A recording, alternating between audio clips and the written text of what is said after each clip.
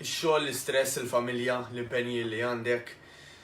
Tħossok illi forsi l-affarijiet dew jakkumulaw fuq xulxin b'tali mod li llum il-ġurnata m'għadekx tħossok daqshekk enerġetika, m'għadekx tħossok tajba, qiegħda forsi tiddejjaq dak li tara mill-mera, qiegħda tiddejjaq forsi anke fir-relazzjonijiet tiegħek, qiegħda tħossok li mhux qed tagħti eżempju tajjeb lit-tfal, qiegħda tħossok illi xejn ma jista' jiġik, qed tħossok li qed tibża tmur tixtri l-ħwejjeġ għax taf li forsi ħajkun hemm min illi jew jitkerraħlek jew jgħidlek skużani ma nistax ngħinek fil-każ tiegħek.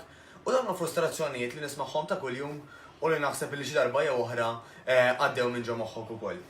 U xi ħaġa oħra li ħafna nies jissuspettaw jgħidu isma' ma jiena ġieli provajt nagħmel affarijiet oħrajn u ma kontx komda għax forsi hemmhekk kien hemm ħafna nies illi huma żnelli, illi forsi lili ma jifhmunix, illi ma jafux li jiena minn xiex ngħaddi, etc.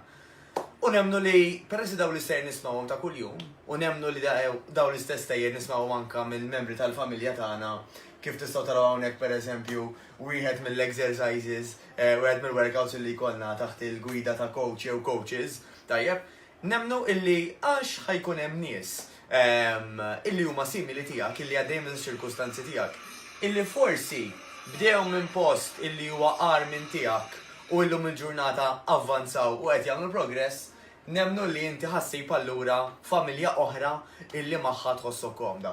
U hawnhekk fil-fatt qed naraw ftit minn dawn in-nies, kellna nażlu vera ftit għax ovvjament dal-video ma jistax idum ħafna, illi anke għandna matul iż-żmien. Nies illi qalu isma' jiena mhux nixtieq li ninbidel però hemm bżonn illi ninbidel u bil-paċenzja. Bl-effort illi sar, għax naturalment min-naħa tagħkom irid isir l-effort biex li riżultati jibdew ġejjin u li anka jaslu, dawn huwa tip ta' riżultati li għandna nistennew li naraw.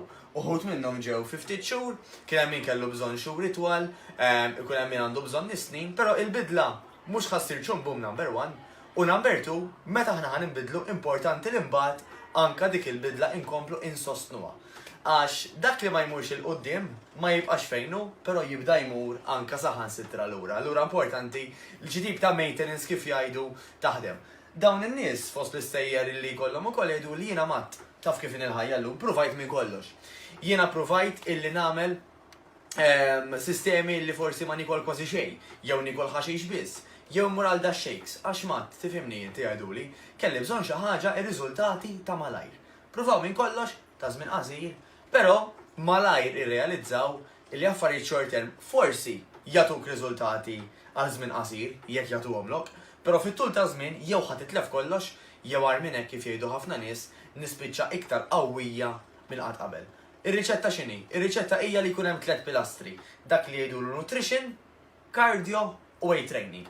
U dan m'hemmx għalfejn li jsir fit-tul tal-ħin ta' illi nagħmlu xi satejn nagħmlu training, jew nagħmlu ġurnata nippreparaw l-ikel. Le, hemm sistemi li huma ħafna iktar sempliċi, il ħajfrankawlek il-ħin, illi fihom ħatiltaqa' ma' nies illi għaddejjin minn sitwazzjonijiet bħal tiegħek, li ħajkollok coaches illi ħajnuk mhux biss fuq l-exercise, imma anke coaches speċjalizzati fuq nutrition, għax għal-grazzi tal-ħannalla, meta dawn is-sistemi jkunu in place u jaħdmu flimkien, bit-tul ta' żmien nistennew dawn it-tip ta' riżultati.